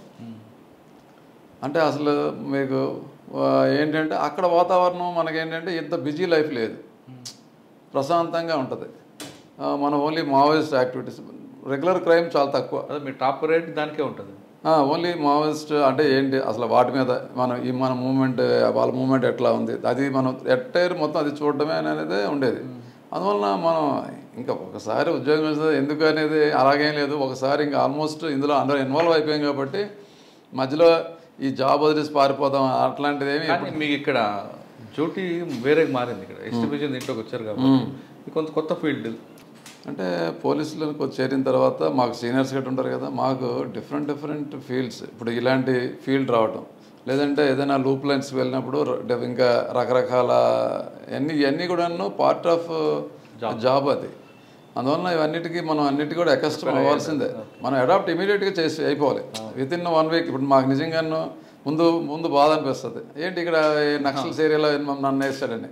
కానీ 3-4 రోజుల తర్వాత మళ్ళీ అలవాటు పడిపోయాం. వెంటనే మనం వెంటనే అలవాటు పడిపోయి అక్కడ వాతావరణం కలవడం, అక్కడ సబ్ ఇన్స్పెక్టర్స్, అక్కడ మళ్ళీ వాతావరణం, అక్కడ మాకు డిఎస్పీ, మా ఎస్పీ గారు, అదంతా ఆ వాతావరణం అలవాటు పడి ఆ జాబ్లోనే ఇన్వాల్వ్ అయిపోయాం. అయిపోయి అక్కడ మావోయిస్టులు ఏదైనా సరెండర్ చేయించడం, లేదంటే అసలు మూవ్మెంట్ అనేది అక్కడ అందరితోనే మాట్లాడటం, ఎక్కడికి వెళ్ళినా సరే ఒక 10 మంది గన్మెన్లు పట్టుకుని వెళ్ళడం. అక్కడ ఏంటంటే అసలు మూవ్మెంట్, అసలు వెహికల్ వాడడం లేదు, ఏదైనా బస్సు ఎక్కడలేదు. అప్పుడు ఆర్టీసీ బస్సే, అంటే ఒకవేళ వెళ్తే మొత్తం అందరితో వెళ్ళిపోవాలి తప్పించి మేము ఆర్టీసీ బస్సే వాడేవాళ్ళం. ఎక్కడికి వెళ్ళినా ఓన్లీ ఆర్టీసీ బస్సులో వెళ్ళాం. అప్పుడు ఏ దళం ఉండి ఎక్కువ మీకు? గాలికొండ ఇవేనా? ఇంకా గాలికొండ ఇవన్నీ మొత్తం అప్పుడు అన్నీ గాలికొండ మెయిన్ గాలికొండ ఏరియా ఉండండి. అప్పుడు బాకూరు వెంకటరమణ వీళ్ళందరూ ఉండేవాళ్ళు. అక్కడ బాకూరు అని విలేజ్ ఉంది, బాకూరు వెంకట గణేష్ వాళ్ళందరూ ఉండేవాళ్ళు. అది కూడా నా లిమిట్సే. అది హుకుంపేట పిఎస్ అనుకుంటాను. అదే నా పాడేరులో 4 పోలీస్ స్టేషన్లు, పాడేరు, హుకుంపేట, మంచిగిపూట్ అండ్ పెద్దబయలు. ఈ 4 పోలీస్ స్టేషన్లకి నేను సర్కిల్ 4 కూడా ఎఫెక్టెడ్. పాడేరు ప్లెయిన్ కనిపిస్తుంది కానీ బట్ ఇక్కడ అంతా ఇది ప్లెయిన్ ఏరియా కానీ బట్ మూవ్మెంట్ చాలా ఎక్కువ ఉంటుంది. ఎవ్రీ వీక్ షాండీస్కి వెళ్ళేవాళ్ళం. షాండీస్కి వెళ్ళి మేము మొత్తం పార్టీస్తో పాటు వెళ్ళటం, ఆ షాండీస్లో తిరగటం, ఏదైనా అక్కడ ఏదైనా మూవ్మెంట్ ఉందని మొత్తం మళ్ళీ మఫ్టీలు మాకు కొంతమంది ఇన్ఫార్మెంట్స్ ఉంటారు, వాళ్ళంతా కలవటం, అసలు మూవ్మెంట్ ఏంటి, ఇలా జరిగింది. ఇలాగా మేము చేస్తున్నప్పుడు నేను అక్కడ పాడేరులో ఇన్స్పెక్టర్గా ఉన్నప్పటికే సడన్గా ఒకరోజు ఫోన్ కాల్ వచ్చింది నైట్. నేను అక్కడ పాడేరులో ఉన్నాను, పోలీస్ స్టేషన్ ఎదురుగానే నా క్వార్టర్. అవును, ఎదురుగా ఇప్పటికే ఉంది కదా, దాటే కలెక్టర్ ఆఫీస్, అదే ఎదురుగానే పోలీస్ టెంపుల్, ఎదురుగానే క్వార్టర్, అక్కడే ఉండేవాళ్ళం. ఫోన్ వచ్చింది సడన్గా, వచ్చి నైట్ అనకాపల్లి అండ్ చోడవరం మావోయిస్టులు అటాక్ చేశారు, బస్సులో వస్తున్నారు, నెక్స్ట్ మీ పాడేరుకి వస్తున్నారని. ఏంటి అసలు అనకాపల్లి అనేది ప్లెయిన్ ఏరియా, పూర్తి టౌన్, అది అసలు ఎక్స్పెక్ట్ చేయం. కానీ ఆల్మోస్ట్ ఒక 50-60 మంది బస్సుని హైజాక్ చేసేసి మొత్తం అందరినీ కూడా ప్రయాణికులు దింపేసి ఆ ప్రైవేట్ బస్సు దింపేసి అనకాపల్లి వెళ్ళి అక్కడ పోలీస్ స్టేషన్ అటాక్ చేసి మొత్తం వెపన్స్ అన్ని లూట్ చేసి అక్కడ మన పోలీస్ కొంచెం టార్గెటెడ్ పర్సన్ ఉన్నాడు మనకు, కానిస్టేబుల్ చిట్టిబాబు అని, ఆయన కూడాను వాళ్ళు ఎత్తుకెళ్ళిపోయారు. చోడవరం మళ్ళీ అంత ధైర్యంగా అక్కడి నుంచి వచ్చి చోడవరంలో అటాక్ చేశారు. చోడవరంలో టోటల్ మన వాళ్ళంతా ఇంకా సరే అప్పుడు మన వాళ్ళకి పాపం ఇంకేమి అక్కడ ప్లేన్ ఏరియా కదా, అంత ఎక్స్పెక్ట్ చేయరు, వాళ్ళంతా వెపన్స్తో వచ్చారు కదా. నెక్స్ట్ మదర్కి వస్తున్నారంటే మేమంతా ఏపీఎస్పీ మదర్ ఉండేది, మొత్తం మేమంతా వెపన్స్ అంత పొజిషన్ తీసుకొని సరే ఎవడొచ్చినా సరే మనం ఇంకా అటాక్ చేయడానికి రెడీగా ఉండాలని మొత్తం పోలీస్ స్టేషన్ చుట్టూ కాంపౌండ్ వాళ్ళు అక్కడ గార్డ్స్ ఉంటుంది పక్క, మీకు పోలీస్ స్టేషన్ చూసే ఉంటారు, బాగా ఫుల్ సెక్యూర్గా ఉంటుంది. మనం ఇంకా లోపల నుంచి ఫైర్ చేయాల్సి ఉంటుందని మొత్తం అన్ని సరంజామా పెట్టుకొని ఉన్నాం ఆ నైట్ అంతా. నైట్ ఏ టైంలో వస్తారో తెలియదు, నైట్ అంతా అలా ఉన్నాం. తెల్లవారుసరికి ఇంకా అప్పుడే తర్వాతకి మా ఆఫీసర్లు వచ్చారు. సరే లేదు వాళ్ళు వెహికల్లో వచ్చేసి మళ్ళీ కొండెక్కిపోయి వచ్చేసారని. ఇంకా మా కానిస్టేబుల్ ఉండిపోయాడు కదా వాళ్ళ దగ్గర, దాని గురించి 1-2 రోజులు మేము అంతా కొంచెం సెట్ చేయడం. ఎస్పీ గారు అప్పుడు వచ్చారు, అదంతా పెద్ద ట్రాజడీ. తర్వాత దట్ మా constable was killed by that, వాళ్ళంతా చంపేసి అక్కడ పాతి పెట్టేశారు. సబ్సిక్వెంట్గా ఒక ల్యాక్ కూడా విడిచిపెట్టారు. తర్వాత అదంతా ఏం రాశారండి అందులో? అదే ఇలాగ మీరు ఇలాగ ఇన్ఫార్మర్గా మారితే మేము సేమ్ ఇదే గతి పడుతుంది, ఈయన చాలామంది నక్సలైట్లని చావుకి ఈయన కారకుడు కాబట్టి ఈయన చంపామని చెప్పేసి రాశారు. సార్ అనకాపల్లి చోడవరం ఇష్యూ అయింది, అయిన తర్వాత వాళ్ళు వచ్చింది మీ లిమిట్స్లోంచి వెళ్ళారు, మీ లిమిట్స్కి మీరు వచ్చేసారు. వాళ్ళు వచ్చింది మంచంబుట్టగా బలిమేళ కలిమేళ ఆ ప్రాంతం నుంచి వెళ్ళుంటారు. దీన్ని రిటాలియేషన్ ఏం చేశారు అప్పుడు? రిటాలియేషన్ అంటే అప్పుడు తర్వాత వాళ్ళు అక్కడి నుంచి వెళ్ళిపోయారు, వాళ్ళంతా ఒరిస్సా బార్డర్కి వెళ్ళిపోయారు. సబ్సిక్వెంట్గా కంటిన్యూస్గా మన గ్రే హౌండ్స్ అండ్ స్పెషల్ పార్టీలు కంటిన్యూస్గా వెళ్ళటం, ఎన్కౌంటర్స్ కానీ లేదంటే ఎక్స్చేంజ్ ఆఫ్ ఫైర్ కానీ జరుగుతుండేది. అదంతా మొత్తం ఇంకా అది కంటిన్యూస్ ఆపరేషన్. అది ఇదంతా చేసిన తర్వాత మనం వారి మీద కొద్దిగా మన ఏరియా నుంచి వారందరినీ కూడాను లేకుండా చేయడం అనేది ఇప్పుడు ప్రజెంట్ ఇంత ప్రశాంతంగా ఉండడానికి మన గ్రే హౌండ్స్ దళాలు కానీ మన ఏపీ పోలీస్ కానీ అద్భుతంగా పనిచేసాయి. మేము అప్పుడు పనిచేసిన దానికి ఇప్పుడు ఉన్న పరిస్థితికి చాలా మార్పు మన ఏపీ పోలీస్ చాలా తేగలిగింది. ప్రజెంట్ అయితే నేను మామూలుగా అబ్బాయితో మాట్లాడుతాను కదా మూమెంట్ ఎట్లా ఉందని, ప్రజెంట్ అయితే మూమెంట్ అదే అంటే అప్పుడులాగా లేదని చెప్పడం జరుగుతుంది. అందువల్ల కొద్దిగా ప్రశాంతంగానే ఉంది. 5% ఉందండి, లేదు అదే అంటే నేను చెప్పేది అప్పుడు మేము అప్పుడు మరీ 90% కదా. మేము కొంచెం అసలు మేము ఎస్ఐలు ఉన్నప్పుడు చాలామంది మా బ్యాచ్మేట్లు చాలామంది చచ్చిపోయారు అండ్ కంబైన్డ్ స్టేట్లోనే, అటు వరంగల్ కానీ కరీంనగర్ చాలామంది అటు ఇటు చనిపోతున్నారు. అప్పుడు even Pardes Naidu was killed, అలాగే చాలామంది ఆయన మన ఉమేష్ చంద్ర గారు చనిపోయారు. అప్పుడు ఈవెన్ అందరినీ టార్గెట్ చేసి పోతారెడ్డి గారిని తర్వాత మాకు వైజాగ్లో డీసీపీ చేశారు, ఆయన రిటైర్ అయితే కూడా చంపేశారు. అలాగే అప్పుడు నక్సలైట్లు చాలా ఎక్కువ ఉండేది. కొద్దిగా పాడేరు తర్వాత ఎక్కడికి వచ్చారండి? పాడేరు తర్వాత రైల్వేస్లో డెప్యుటేషన్, ఎక్కడ? విజయవాడ రైల్వేస్లో అప్పుడు జిఆర్పి ఇన్స్పెక్టర్ అంటారు. అవునండి, జిఆర్పి ఇన్స్పెక్టర్గా. జిఆర్పి అంటే సాధారణంగా పనిష్మెంట్ అనుకుంటారు చాలామంది. మేము అట్లా ఎప్పుడు ఫీల్ అవ్వలేదు. సరే రైల్వేస్కి ఇచ్చారు, అది ఇంపార్టెంట్ పోస్ట్. మీకు వైజాగ్ మొత్తం ఎంటైర్ స్టేట్ రైల్వేస్లోని జిఆర్పి విజయవాడ ఎస్హెచ్ఓ అన్నమాట నేను. విశాఖపట్నం వరకు ఉంటుందండి. అంటే లేదు అంటే అక్కడ ఏంటంటే రైల్వేస్లో మెయిన్ దొంగతనాలు ఏదైనా 174 ఇలాంటివి జరుగుతాయి, అవి లిమిటెడ్ క్రైమ్. ఆ క్రైమ్ మీద ఉండేది అప్పుడు అంతా. విజయవాడ రైల్వే స్టేషన్ అనగానే బెగ్గర్స్కి, ఎల్లో పంటి వాళ్ళకి, పారిపోయింది వచ్చిన వాళ్ళకి ఒక క్యారెఫ్ అడ్రస్, అక్కడ ఎక్కువగా గంజాయి, వైట్ లైన్స్ పీల్చుకుని ప్లాట్ఫామ్ మీద తిరగడాలు, ఇటువంటి వాళ్ళని ఏ విధంగా ఐడెంటిఫై చేస్తారు? వాళ్ళని ఎక్కడైనా రెస్క్యూ? చాలామంది స్వచ్ఛంద సంస్థలతో మనం అప్పుడు పనిచేయడం జరిగింది. కంటిన్యూస్గా స్వచ్ఛంద సంస్థలు చాలా అక్కడ మనకి ఉండి ఆ రెస్క్యూ హోమ్స్ ఉండేవి. రిపీటెడ్గా మనం తీసుకెళ్ళి అప్పు చెప్పడం, వారిని వీరినంత వరకు అక్కడ ఉంచడం, వాళ్ళకి స్కూల్కి పంపించడం చేసేవాళ్ళం. మళ్ళీ కొద్ది రోజుల తర్వాత వాళ్ళు మళ్ళీ పరిగెత్తి వాళ్ళు ఎందుకో వాళ్ళు ఆ హోమ్స్లో ఉండడానికి పెద్దగా వాళ్ళకి ఒక జైల్లో ఉండేదేమో. కొద్ది రోజులు అలవాటు పడ్డారు కదా, అందుకు కొద్ది రోజులు ఉండి అన్ని ఫుడ్ అన్ని ఎవ్రీథింగ్ చాలా బాగా పెట్టేవాళ్ళు. ఆ హోమ్స్ అన్ని మీరు అన్ని పెట్టినా మీరు మొత్తం ఇవ్వరు కదా, వైట్ లైన్ ఇవ్వరు. పర్సనల్గా చాలా విజిట్ చేశాను నేను అప్పుడు, చాలా వరకు ఉండేది. బట్ తర్వాత సబ్సిక్వెంట్గా కొంత. విజయవాడ రైల్వే స్టేషన్ అనేది బిగ్గెస్ట్ జంక్షన్, రైట్?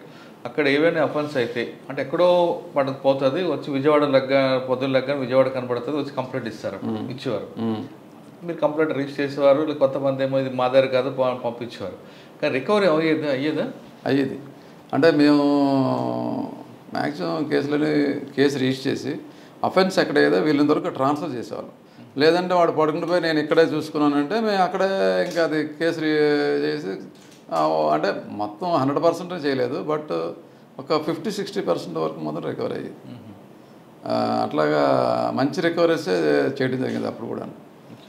అదే అయిన తర్వాత అక్కడ 3 years చేసా ఆల్మోస్ట్. తర్వాత నేను నర్సీపట్నం సిఏ, భీమిలి సిఏ, ఈ 2 సిఏలు చేసిన తర్వాత నర్సీపట్నం ఉందంటే అప్పటికి మూమెంట్ తగ్గిందా? నర్సీపట్నం కూడా ఉంది మూమెంట్. అప్పుడు మా ASP Kanti Rana Tata sir, okay, ఆయన ఏఎస్పీ, నేను అక్కడ సిఐ. అక్కడ 4 పోలీస్ స్టేషన్ ఉండేవి, గొలుగొండ ఇవన్నీ ఉండేవి, మీకు ఐడియా ఉందా లేదా? అప్పుడు ఆ గొలుగొండ కూడా సేమ్ ఇలా బస్సుల్లో వెళ్ళటం అన్నీ చేసేవాళ్ళం, వెహికల్ చెకింగ్స్ అని అది చేసేవాళ్ళం. బట్ నాట్ పాడేరంత అంత ఎఫెక్టెడ్ స్మగ్లింగ్ అయ్యేది కదా అప్పుడు. గంజాయి మా టైంలో కొంచెం అంత ఎక్కువ లేదు యాక్చువల్గా. ఈ మావోయిస్ట్ ఆపరేషన్స్ గురించి మాత్రం కంటిన్యూస్గా ప్రయారిటీ అటు ఉండేది, కానీ మూమెంట్ మాత్రం జరిగేది. ఈ మెయిన్ మాకు అక్కడ ఏఎస్పీ ఆఫీస్ అంటే అక్కడ నుంచే మొత్తం మా పార్టీస్ అన్నీ పంపించడం వాళ్ళు మొత్తం అక్కడ ఓఎస్డీ కూడా అక్కడే ఉండేవారు. అప్పుడు నర్సీపట్నంలోనూ ఓఎస్డీ అప్పుడు ఉండేవాళ్ళు. అప్పుడు శ్రీకాంత్ సార్ మీకు ఐడియా ఉంటుంది, వైజాగ్ కమిషనర్ సార్. ఆ సార్ ఓఎస్డీ, ఈ సార్ మన కాంతిరాణ టాటా సార్ ఏఎస్పీ. నేను అప్పుడు అక్కడ సిఐ చేసినప్పుడు. సబ్సిక్వెంట్గా మాకు అప్పుడు అకున్ సబర్వాల్ ఎస్పీ గారు నాకు ఎస్బీకి స్పెషల్ బ్రాంచ్కి నాకు ఎవరు లేరు, నువ్వు వచ్చేవంటే నేను మళ్ళీ స్పెషల్ బ్రాంచ్కి వెళ్ళిపోయాను. ఓకే, మీరున్న టైంలోనే స్పెషల్ బ్రాంచ్ ఉన్న టైంలోనే బలిమలి ఇష్యూ అది ఎలా అయిందండి? బలిమల మీకు అందరికీ తెలుసు కదా, అది ఏంటంటే ఇన్ఫర్మేషన్ ఎక్కడి నుంచి లీక్ అయిందండి? ఇన్సిడెంట్ మీకు ఎన్నికలు తెలిసింది, మన పార్టీ అటు వెళ్తున్నప్పుడు ఎంట్రీ ఎగ్జిట్ ఒకటే పెట్టి మన వాళ్ళు ఏంటంటే అప్పటికే బాగా అలసిపోయారు. అంటే నాకు తెలిసినంత వరకు గ్రేహౌండ్స్ దళాలు మన ఇండియాలో కాదు ఎంటైర్ వరల్డ్లోనే ఇంత మంచి దళాలు ఎక్కడా ఉండవు. అవును, మావోయిస్ట్ ఆపరేషన్లోని ఎక్స్పర్టైజ్ నేను కూడా గ్రేహౌండ్స్ ట్రైనింగ్ అయ్యాను 1 month, ఫుల్ 1 month. అప్పుడు మనం హైదరాబాద్లో ట్రైనింగ్ అయ్యాను. ప్రతి ఒక్క పోలీస్ ఆఫీసర్ కూడాను గ్రేహౌండ్స్ ట్రైనింగ్ అయ్యి తీరాలి. ఎందుకంటే అసలు మనం ఎట్లా మనం ప్రివెంటివ్ స్టెప్స్ తీసుకోవాలి, మనం ఎట్లా జాగ్రత్తగా ఉండాలి, లేదా నక్సలైట్ల నుంచి ఎంత జాగ్రత్తగా ఉండాలి, ఇవన్నీ కూడా తెలుస్తాయి. అట్లా గ్రేహౌండ్స్ అనేది ఎప్పుడు తప్పు చేయదు.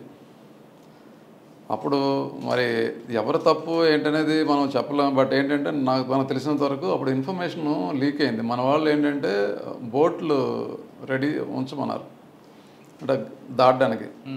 దట్ ఇన్ఫర్మేషన్ లీక్ అయిపోయిందని అప్పుడు సబ్సిక్వెంట్గా మన వాళ్ళు అనుకున్నారు. మీకు ఎన్నికలు తెలిసిన మీ స్పెషల్ బ్రాంచ్ కదా? సందీప్ శాండేలియా సార్ డిఐజీ గారు, అప్పుడు అకున్ సబర్వాల్ ఎస్పీ గారు, మేమంతా. ఇంకా తర్వాత మీకు తెలిసి అప్పుడు అంతా ఆ బాడీస్ రావడం, బాడీస్ని అంతా ఇక్కడ పోస్ట్ మార్టం. ఎప్పుడు ఎక్కడ బలిమల్లో ఉండేదా, హెడ్ క్వార్టర్లో ఉండేది? మేము ఇక్కడ కేజీహెచ్ దగ్గర, మేము వైజాగ్లోనే బాడీస్ రికవర్ చేయడం అవన్నీ ఇక్కడంతా ఇష్యూస్ అన్ని మేము ఇక్కడ చూసాము. అక్కడ మీరు అక్కడ ఉన్నారా? ఎస్పీ గారు మా అకున్ సబర్వాల్ అక్కడ ఉండిపోయారు, రాజీవ్ త్రివేది గారు వీళ్ళంతా అక్కడికి వెళ్ళిపోయారు. మేమంతా ఏంటంటే పంపించిన వీటిని ఇక్కడ లోకల్గా ఉన్న రిలేటివ్స్కి అందరికీ చేయడం అనేది కూడా చేసింది. ఆ టైంలో జరిగింది. సబ్సిక్వెంట్గా మళ్ళీ తర్వాత నేను భీమిలి సిఐగా వెళ్ళిపోయాను. ఓకే సార్, భీమిలిలో ఎక్కువగా ఛాలెంజ్ మీకు ఏమొచ్చింది అంటే ఎక్కువగా రియల్ ఎస్టేట్ అప్పుడప్పుడు డెవలప్ అవుతుంది, ఎక్కువ సివిల్ మ్యాటర్స్ ఎక్కువగా ఉండేవి, ల్యాండ్ డిస్ప్యూట్స్ ఉండేవి. అప్పుడు సందీప్ శాండేలియా సార్ మాకు DIG sir as per rule మనం వెళ్దాం. ఆయన మీకు తెలుసు చాలా వెరీ సూటిగా ఉండేవారు. ఆయన మనం ఏమి అసలు ఇన్వాల్వ్ అవ్వకూడదు, ఏదైనా ఉంటే కోర్టుకు పొమ్మని చెప్తాం. అక్కడ పొజిషన్ ఎవడు కూడా డిస్టర్బ్ చేయకూడదు. ఒక పొజిషన్లో ఉన్నాడు, నేను పొజిషన్లో ఉన్నాను అనుకున్న గత కొంతకాలం ఒక 5 ఏళ్ళుగా పొజిషన్ ఉంది. మీ ల్యాండ్ మీరు వచ్చేసి ఈయన్ని బయటకు తోయటం అట్లాంటివి మనం డిస్టర్బ్ చేయకూడదు. మీరు ఏదైనా ఉంటే డ్యూ ప్రాసెస్ ఆఫ్ లా ఏదైనా కోర్టుకి అప్లై చేసి ఈయన ఇల్లీగల్గా ఆక్యుపై చేశాడని చెప్పి అట్లా మనం ఓన్లీ యాజ్ పర్ లా ఉండేటట్టు చూసేవాళ్ళం. అప్పుడు ఇష్యూస్ ఏం పెద్దగా లేవు సార్. అది as per law civil matter మీరు చెప్తున్న సివిల్ ల్యాండ్ డిస్ప్యూట్స్లో అని చెప్పింది కరెక్టే, కానీ అది కోర్టుకి వెళ్తే టైం పడుతుంది. న్యాయం అనేది కొంచెం లేట్ అవుతుంది కాబట్టి ఆ పార్టీ థర్డ్ పార్టీకి అప్రోచ్ అవుతాడు, వాడు దాన్ని బెనిఫిట్గా తీసుకొని వాడు ఒక దందా చేస్తాడు. దానివల్ల ఈ మెసేజ్ పోతుందండి. పోలీస్ స్టేషన్కి వెళ్తే లేట్ అవుతుంది కాబట్టి నేను వాడి దగ్గరికి వెళ్ళాను. మనం అందులో ఇన్వాల్వ్ అవ్వకూడదు కాబట్టి మన వాళ్ళిద్దరు కాంప్రమైజ్ అయిపోతే మనకు సంబంధం లేదు. బట్ మీరు చెప్పేది కరెక్టే. బట్ అవి మనం ఏదైనా ఎవరికైనా అప్పచెప్పామనుకోండి, అది పోలీసు కూడా దాన్ని మిస్యూజ్ చేసే అవకాశం ఉంది. మీరే చేయని అన్నారనుకోండి దాన్ని మనల్ని మన మీద అనవసరంగానే ఆరోపణలు వస్తాయి. కరెక్టే, కానీ ఒక మడిగి ఉందనుకోండి భీముల్లో షెల్టర్, వాడు ఖాళీ చేయడు. వాడు పొజిషన్ లీగల్గా పొజిషన్లోకి వస్తాడు. వాడదులేండి, అసలు రెంట్కి దిగినవాడు ఖాళీ చేయడు. ఆ ఓనర్ వచ్చి మీ చుట్టూ తిరుగుతుంటాడు. ఓనర్ చాలా పాపం ఎవడో పాపం రిటైర్ అయిపోయి ఓల్డ్ ఏజ్లోని పాపం పెన్షన్ తీసుకుని బాబు నా ఇల్లు ఖాళీ చేయట్లేదు బాబు అని వస్తారు. ఇది సివిల్ మ్యాటర్, పర్టికులర్ ఫండ్ అంటారు. కానీ అక్కడ ఇంకొక లా ఉంది. లోపలికి వెళ్ళినప్పుడు వాడు లీగల్గా ఎంటర్ అయ్యాడు, రైట్? వీడు బయటికి రావాలి కాబట్టి ఇక్కడ మీరు 448 ట్రెస్పాస్ అంటే లీగల్గా వెళ్ళి ఇల్లీగల్గా టైం అయిపోయింది ఉన్నాడు ట్రెస్పాస్ కేసులు పెట్టేవాళ్ళం. రెండోది ఏంటంటే ఇంకా మనం మామూలుగా ఆ ఓనర్కి ఎట్లాంటి సలహాలు అంటే జనరల్గా మీరు పవర్ కట్ చేసుకోండి, వాటర్ కట్ చేసుకోండి, అప్పుడు ఆ ఇబ్బంది పెడితే ఆయన వెళ్ళిపోతాడు.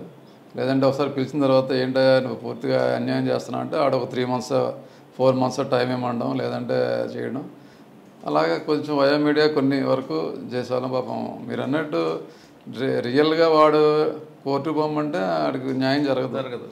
అది మనం లీగల్గా కాదు, బట్ అలాంటివి కొన్ని ఉంటాయి. అవన్నీ మనం కొంచెం బ్యాలెన్స్ చేసుకుంటూ అప్పుడు ఆఫీసర్స్ నోటీసులో పెట్టి ఇప్పుడు ఒక కమిషనర్ గారు వెళ్తాడు, ఇలాంటి ఎవరో పాపం ఓల్డ్ పర్సన్ వెళ్ళి బాబు నాకు అసలు రెంట్ ఇవ్వట్లేదు, నా ఇల్లు ఖాళీ చేయట్లేదు, నేను నా సొంత ఇంట్లో ఉందామంటే ఇక్కడ ఇబ్బంది పడుతున్నాను అన్నప్పుడు కొంతమంది కమిషనర్లు చూడయా మనకి ఏదైనా మన సలహాలు ఉన్నాయేమో చూడండి అంటే ఇలాంటి వాటర్ కట్ చేయడం అని లేకపోతే పవర్ కట్ చేయడం ఇట్లాంటివి చేస్తే ఆటోమేటిక్గా కొన్ని మళ్ళీ సెటిల్మెంట్ వచ్చి అలా కొన్ని అది ఆఫీసర్స్ నోటీస్లో ఉన్నప్పుడు అలాంటివి చేయొచ్చు.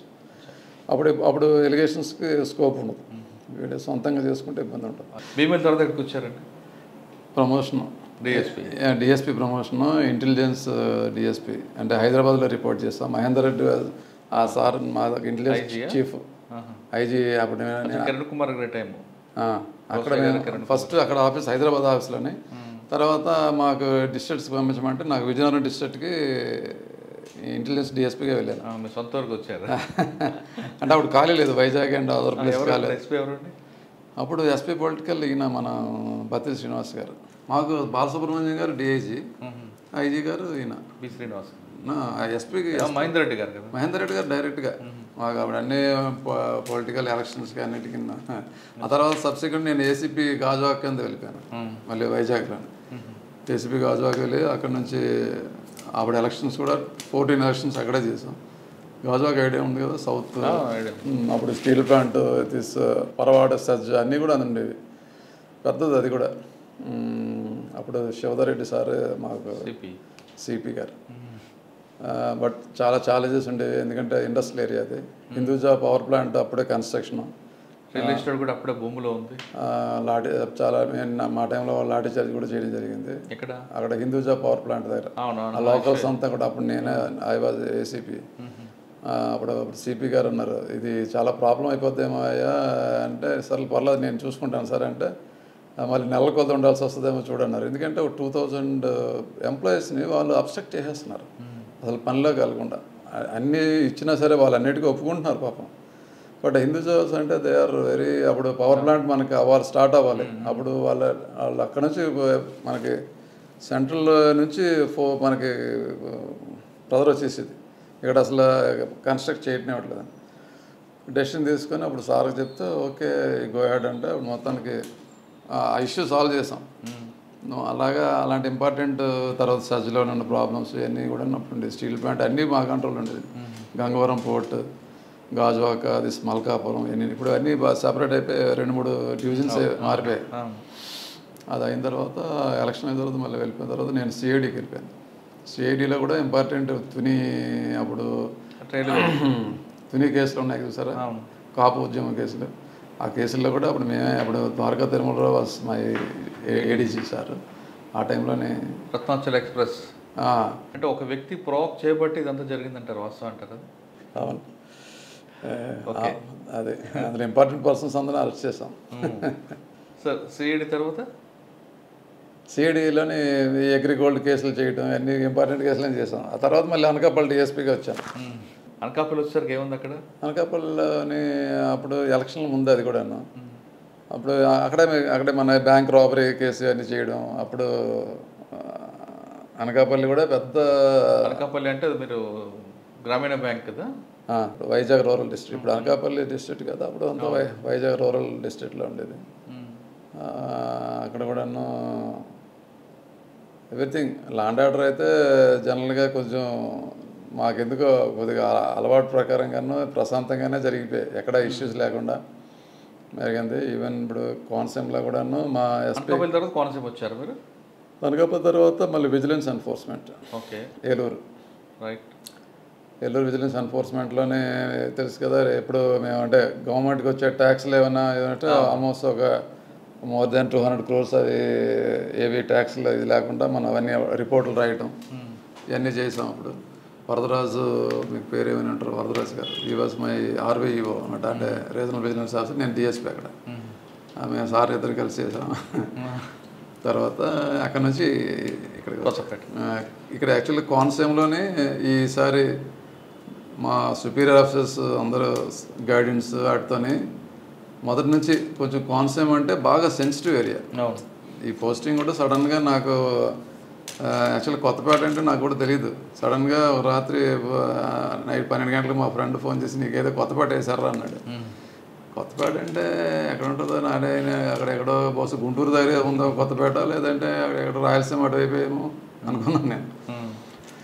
అనుకుని వచ్చేసాం. ఆల్మోస్ట్ మీకు అందరికీ తెలిసిందే కొంచెం సెన్సిటివ్ ఏరియా, ఇక్కడ కొద్దిగా క్యాస్ట్లు గొడవలు ఉంటాయి. సార్ కొత్తపేట అనగానే దీనికి సినారీ వేరేగా ఉంటుంది. మీరు చెప్పినట్టుగా 3 కమ్యూనిటీల మధ్యన వివాదాలు ఇవి. మీరు వచ్చేసరికి ఇష్యూ కూడా జరిగి ఉంటుంది వామలాపురం. అవును, జరిగింది. దాన్ని ఎలా మీరు డీల్ చేసుకొచ్చారండి?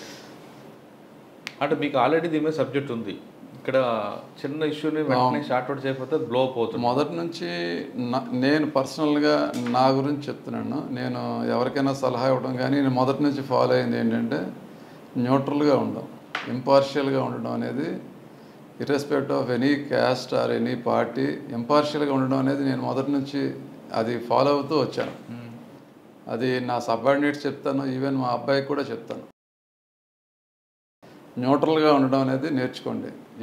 ఎవరు ఏ పార్టీకి కానీ లేదంటే ఏదైనా ఒక క్యాస్ట్కి కానీ ఒక వ్యక్తులకి కానీ కొమ్ము కాయడం అనేది కాదు. అలాగే మ్యాక్సిమం ఉన్నంతలోని పేదవాళ్ళకి మనం న్యాయం చేయడం, న్యాయం వైపు ఉండటం. ఏదైనా ఇష్యూ వచ్చింది 2 పార్టీలు, ఈ 2 మాత్రం నేను మొదటి నుంచి యాజ్ ఎస్ఐ నుంచి నేను మొదటి నుంచి అవి కొంచెం ఫాలో అవుతూ వచ్చాను మ్యాక్సిమం. అది నేను నా సబార్డినేట్స్కి చెప్తాను, ఈవెన్ మా అబ్బాయి కూడాను అదే చెప్తాను. ఈ వీటి మీద ఎప్పుడు కూడాను మనం మెయింటైన్ ఈ కంపల్సరీ మెయింటైన్ చేయాలి. అమలాపురంలో అసలు ఎందుకు అంత బ్లో అప్ అయింది, అసలు ఇష్యూ ఎలాగొచ్చింది? అప్పుడు ఈ డిస్ట్రిక్ట్ దీని గురించి ఆ సెంటిమెంట్గా వచ్చింది సడన్గా. మరి అప్పుడున్న ఇష్యూస్ ఏంటో అనేది నేను జడ్జ్ చేయలేను. బట్ అప్పుడు ఎవరో తప్పు చేశారో లేదా, బట్ ఇక్కడ ఏంటంటే గెస్సింగ్ కరెక్ట్ లేకపోయింది అనేది వాస్తవం అంటారా? వచ్చు, మరి డీల్ చేసినప్పుడు ఒక్కోసారి కూడా మనం అన్నీ కూడా కరెక్ట్గా అవుతాయని చెప్పలేం. బట్ ఏంటంటే ఇది ఓవరాల్గా ఈ ఏరియా అంతా సెన్సిటివ్ ఏరియా. అంటే విత్ ఇన్ ఫ్యూ మినిట్స్లోనే మీకు హండ్రెడ్స్ ఆఫ్ పీపుల్ గ్యాదర్ అయిపోతారు. అది ఓల్డ్ సిటీ లాగా వచ్చేస్తారు కదా. మీరు మిగతా దగ్గరలో అలా ఉండదు. మిగతా దగ్గర మీకు ఏదైనా ఇష్యూ అయింది అనుకోండి, ఆడేవాడో 10 మంది ఉంటారు, మనం మాట్లాడుకోవచ్చు.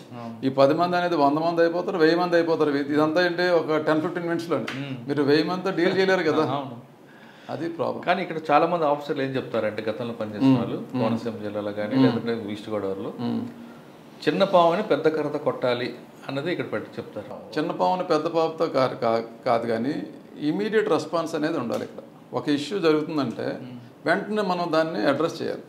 అది చేయకుండా వదిలేసాం అనుకోండి ప్రాబ్లం గ్యాస్ అయిపోతుంది. అందువల్ల అది మా ఎస్పీ గారు కానీ మా ఆఫీసర్లు కానీ మా రిపీటెడ్గా కాన్ఫరెన్సెస్లో కానీ ఇష్యూ అయిందంటే మనం ఎప్పుడు ఆన్ టోస్ ఉండాలి. ఇక్కడ మిగతా దగ్గరలో ఏంటంటే ఇష్యూ అయిందంటే ధీమాకి వెళ్ళొచ్చు, లేదు ఇక్కడ ధీమా పనిచేయదు. ఇమీడియట్గా ఫాస్ట్గా వెళ్ళిపోయి అక్కడ ఇష్యూని లోకలైజ్ చేయాలి. లేదంటే ఆ లోకల్ ఉన్నది మండలంకి వెళ్ళిపోద్ది, మండలం నుంచి జిల్లాకి వెళ్ళిపోద్ది, జిల్లా నుంచి మీకు తెలుసు వస్తుంది స్టేట్. ఇది ఇక్కడ తెలుసు కదా, ఈవెన్ మనకి అదర్ స్టేట్స్ నుంచి కూడా జనాలు వచ్చేస్తారు, అప్పుడు ఇబ్బంది అయిపోతుంది. సార్ దానికి రీజన్ ఏంటండి? అంటే ఎడ్యుకేషన్ లేకపోవడమా, లేదా మీరు ఇందాక చెప్తున్నట్లుగా అవేర్నెస్ లేకపోవడమా, హైలీ ఎడ్యుకేటెడ్ అయిపోవడం, హైలీ అవేర్నెస్ ఎక్కువ అయిపోవడం అదొకటి. రెండవది ఏంటంటే ఒక 3 కమ్యూనిటీస్ అన్నీ కూడా ప్రిడామినెంట్గా ఈక్వల్గా ఉండటం గత కొంతకాలంగా వీళ్ళంతా కూడా తెలివైన వాళ్ళు అవేర్నెస్ ఎక్కువ ఉంటుంది. దీనికి సొల్యూషన్ లేదంటారా? కేసులు పెట్టడం కాకుండా ఒక 3 కమ్యూనిటీలు ఈ విధంగా విడిపోవడం వల్ల ఆ కోనసీమ అనగానే చాలా మందికి మంచి ఇప్పుడు బాగానే ఇప్పుడు అంతా న్యూట్రల్, మన ఆఫీసర్స్ అంతా న్యూట్రల్గా ఉంటే ఆటోమేటిక్గా కొంచెం బాగానే ఉంటుందండి, ఏముండదు సార్. ఇప్పుడు పక్క దేశాల్లో కొట్టుకున్నారు అంటే వేరే విషయం. ఒక జిల్లాలో ఇంటి పక్క ఇల్లు కొట్టుకునే కులం అనేది పక్కన పెడదామండి. ఒకే గ్రామంలో పక్క ఇల్లు కొట్టి ఒకే స్కూల్లో చదువుకొని ఒక స్థాయికి వచ్చాక చిన్న ఇష్యూకి ఇంత బ్లో పోవడం అనేది కొంచెం బాధాకర విషయం. ఇకపై ఈ సంఘటన జరగకుండాలంటే ప్రజలు ఎలాంటి అవగాహన తీసుకురావాలి?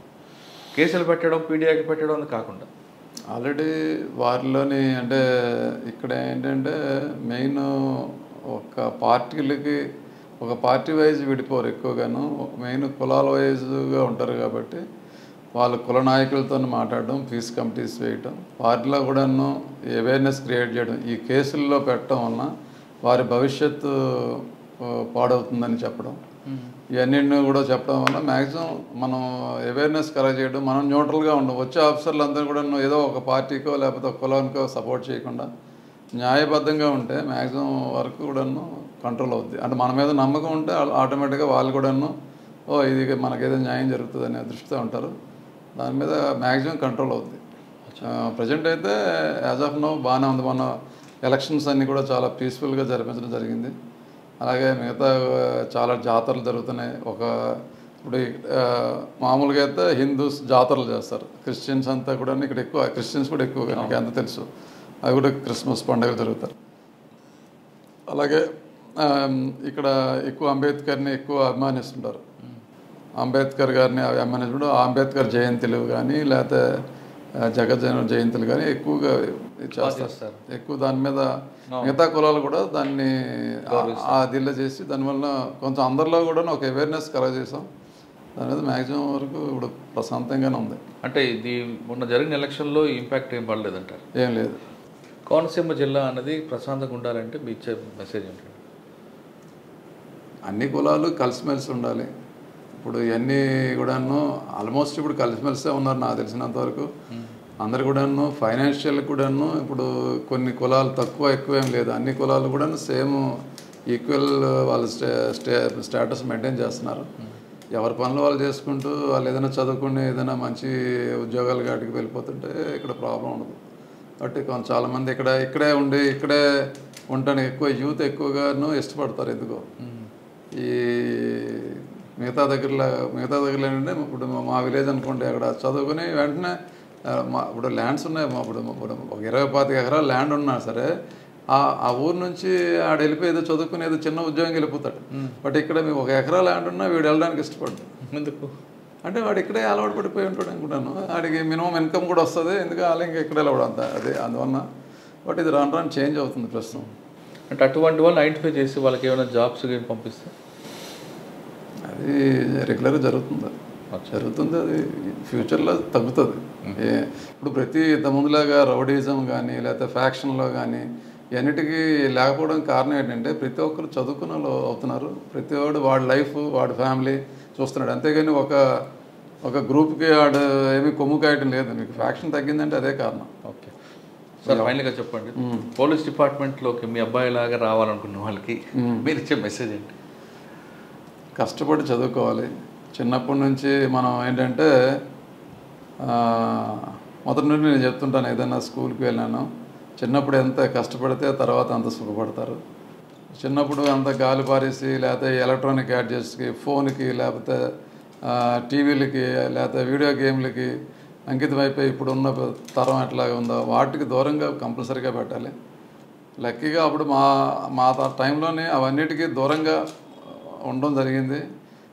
అలాగే కష్టపడి చదువుకున్నారు కాబట్టి కష్టపడి చదువుకుని ప్రతి ఒక్కరు ఈ సొసైటీలో మంచి స్థానం సంపాదించుకోవాలనే ఒక వారి ఆశయం ఉంటే కంపల్సరీగా అవుతారు.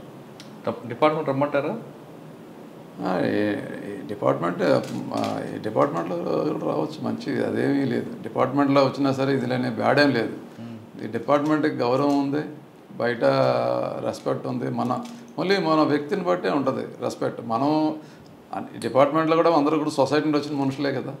ఇందులో ఉన్న వాళ్ళు బ్యాడ్గా ఉంటే బ్యాడ్ ఉంటుంది. అదర్వైజ్ మీరు వైజాగ్లో పనిచేస్తున్నప్పుడు ఒక ఎస్ఐ అనగానే గౌరవం ఉండేది. ఒక ఎస్ఐ మొత్తం టౌన్ అంతా కంట్రోల్ చేస్తాం పరిస్థితి చూసారు. అవును. ఇప్పుడు ఎస్ఐ కాదు కదా, ఎస్పీ వచ్చి రోడ్డు మీద నిల్చున్నా కంట్రోల్ కాని పరిస్థితి కనిపిస్తుంది. అంటే ప్రజల్లో అవేర్నెస్ పెరిగింది అనుకోవాలా, లేదా ప్రజల్లో పోలీసుల పట్ల భయం తగ్గింది అనుకోవాలా? అంటే భయం కానీ గౌరవం కానీ అంటే అప్పటి రోజులకి ఇప్పటి రోజులకి ఏంటంటే కొంత పొలిటికల్ సినారియో అది మారటం. అప్పుడు ఒక సబ్ ఇన్స్పెక్టర్ అంటే ఆయన మాటకి చాలా గౌరవం ఉండేది, ఆ పవర్స్ కూడా అట్లా ఉండేది. మారుతున్న సమాజం దీనివల్ల కొంచెం అవుతుంది. బట్ ఏదైనా మనం అప్పుడేంటంటే కర్రపెత్తనంతో నడిపించేది, ఇప్పుడంతా మనం మొత్తం పేపర్ మీద పెట్టుకుంటే సరిపోద్ది. ఎప్పటికైనా ఏదైనా మనం కంట్రోల్ చేయొచ్చు. ఇప్పుడేమో మనం ప్రతిదానికి మనం కర్ర కొట్టి మనం ఎవరు చేయక్కర్లేదు. ప్రతిదీ అన్ని మనకి చట్టాలు ఉన్నాయి. ఎవరికైనా ఆ చట్టాల్లోని ఎవరైనా తప్పు చేస్తే మనం యాజ్ పర్ లీగల్గా తీసుకోవచ్చు. అయినా సరే మనం పోలీసు ఎప్పుడు కూడా అన్నెసరీగా వీటికి ఇన్వాల్వ్ అవ్వకుండా చట్ట ప్రకారం చర్య తీసుకుంటేనే బాగుంటుంది. పోలీస్ డిపార్ట్మెంట్ రండి, ప్రజలకు సేవ చేయాలంటే మంచి ప్లాట్ఫామ్ ఇది అంటున్నారు రమణ గారు. తన అబ్బాయి వచ్చారు, తండ్రి కొడుకు రాబోయే కాలంలో పనిచేసే అవకాశం ఉంటుంది. కానీ ఆ అబ్బాయి ఈరోజు ఈ స్థాయికి రావడానికి ప్రధాన కారణం ఆయన, వాళ్ళ వైఫ్. ఆయన బయట ఉన్న తల్లి మాత్రం ఖచ్చితంగా పిల్లలు దారి తప్పకుండా ఖచ్చితంగా బాగా పెంచారు కాబట్టి ఈరోజు ధీరజ్ ఐపీఎస్ అయ్యారు. రేపు కాబోయే కాలంలో ఆయన కూడా ఎస్పీ అవుతారు, తండ్రి కొడుకు పనిచేస్తారు. మీ పిల్లలు కూడా బాగా చదవాలంటే ఖచ్చితంగా పిల్లల మీద ఎక్కువ ఫోకస్ చేయండి.